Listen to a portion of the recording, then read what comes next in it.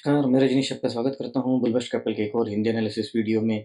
ये जो day shoot हो रहा है ये 8th ऑफ सितंबर संडे के दिन शूट हो रहा है। ये जो एनालिसिस वीडियो है हमारा 6th ऑफ सितंबर फ्राइडे का एनालिसिस वीडियो है। फ्राइडे को वीडियो पोस्ट हो नहीं पाया था क्योंकि देखिए वीकेंड लॉन्ग वीकेंड है प्लस फेस्टिवल भी है, तो जो है ना पर्सनल कमिटमेंट्स में जो है ना भी व्यस्त थे तो हो नहीं पाया था। तो चलिए आज इसकी एनालिसिस वीडियो हम बनाते हैं। जैसे कि देख सकते हैं फ्राइडे के दिन एक अच्छा खासा गैप डाउन हमको देखने को मिला था, अराउंड 265 पॉइंट्स का जो है ना गैप डाउन देखने को मिला था। पिछली बार भी जब ये हुआ तो मार्केट जो है ना सस्टेन नहीं किया, मतलब कि अगर पिछला का एनालिसिस अगर हम देखते हैं गैप डाउन या ये चीज़ गैप होने के बाद भी जो है ना मार्केट सस्टेन नहीं कर रहा था। ये जो गैप डाउन हुआ तो मार्केट जो है ना एक डोजी जैसा कैंडल बना के जो है ना पूरा सारा दिन जो है ना एक ही रेंज में भी बिता दिया, तो वो भी एक्सपायरी के दिन। तो मतलब गैप को उतना खास असर जो है ना निफ्टी में देखने को नहीं मिल रहा था। प्लस जबकि आपको बताया था जो भी कैंडल बनती है अगर गैप अप के बाद में रेड कैंडल बनती है उसका ऊपर में कोई विक्स नहीं है, तो मतलब एक फुल मोमेंटम, मतलब सारे के सारे जितने भी प्री मार्केट में है सारे के सारे वन साइड डायरेक्शन में जो कि है बाइंग में। ये डिपिक्ट करता है कि मार्केट में स्ट्रेंथ किस तरफ है। यूजुअली ये लो कभी ब्रेक नहीं होता, अगर ऊपर में बनता है रेड कैंडल पे उसका हाई कभी ब्रेक नहीं बनता है। अगर बनता भी है तो फिर से जो है ना reversal to previous day close या सीपीआर के पास आएगा, वहां से फिर से ट्रेंड या तो ऊपर की तरफ या तो कंटिन्यूएशन होता है। यूजुअली ये ब्रेक नहीं होता, इसकी कोई जो है ना प्रोबेबिलिटी ऑफ सक्सेस यूजुअली 80% होती है। तो उसी हिसाब से जो है ना फर्स्ट ट्रेड हमारा बना था 916 पे ही बन रहा था, मतलब 916 पे जब बुलिश कैंडल बना रहा था तभी जो है ना हमने एक 51,300 300 हमारा कहाँ पे आता है 51,300 PE some around at the money पे आता है। एट द मनी पे 51,300 पी आता है, सेलिंग कर दिया था हमने 180 क्वांटिटी। इसको जैसे धीरे-धीरे मार्केट यहाँ पे आया फिर ऊपर की तरफ कोशिश किया, क्योंकि फिर से जो है ना 30 15 30 15 करते-करते 120 क्वांटिटी ऐड की टोटल 300 क्वांटिटी हमने स्टैक किया हुआ था यहाँ पे।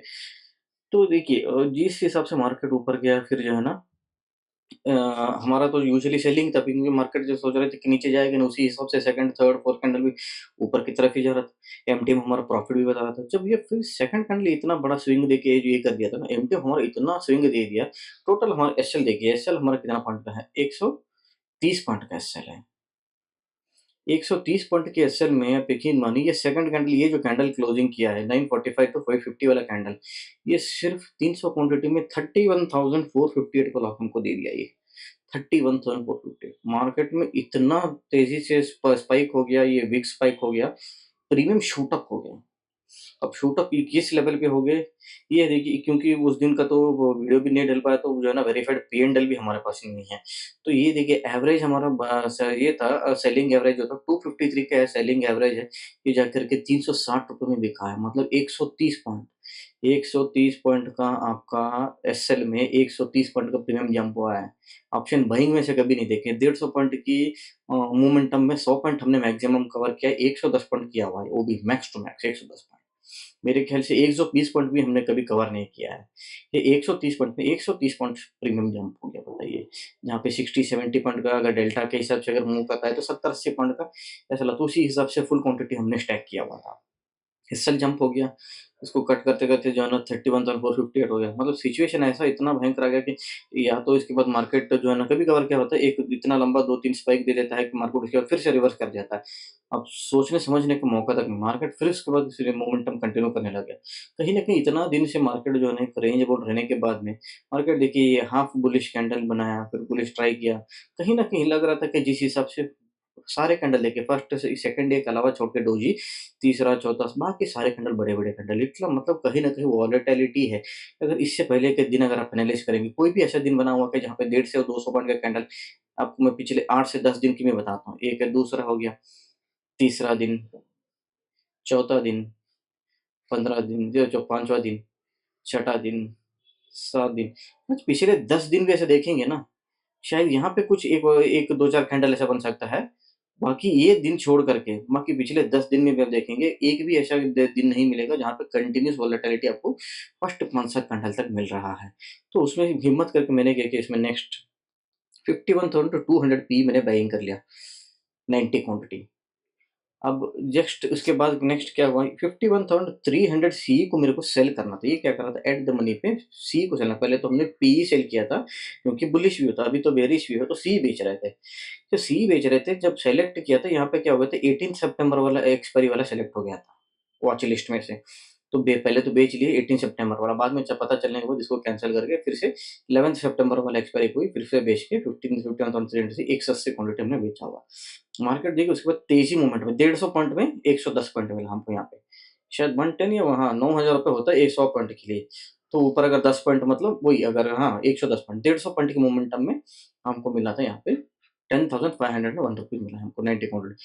और जो सेलिंग किए थे दिन भर रुला रुला के जो है ना मार्केट, कभी ऊपर कभी नीचे, मतलब एक स्ट्रक हो गया, एक रेंज में जब स्ट्रक होता है मार्केट में पता नहीं चलता कि रेंज मोमेंटम कंटिन्यू जाने वाला है या ऊपर रिवर्सल करेगा। क्योंकि देखिए अगर ऊपर से नीचे तक देखिए यहाँ से देखा जाएगा अराउंड 500-550 पॉइंट्स का जो है ना ऑलरेडी रेंज मोमेंट हो जाएगा।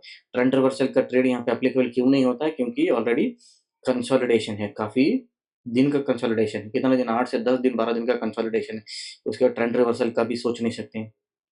अब हो सकता है मार्केट में जिस हिसाब से मोमेंटम, फास्ट मोमेंटम आया, पैराबोलिक मोमेंटम यूजुअली सस्टेन नहीं होते हैं। जो धीरे-धीरे मोमेंटम करके नीचे आता है वो कभी भी सस्टेन होता है। बट मार्केट यहाँ पे टाइम करेक्शन कर रही है। टाइम करेक्शन क्या किया? इतना लंबा कंसोलिडेशन करने के बाद धीरे-धीरे, छोटा-छोटा गड्ढा बना के फिर से मोमेंटम कंटिन्यू करा।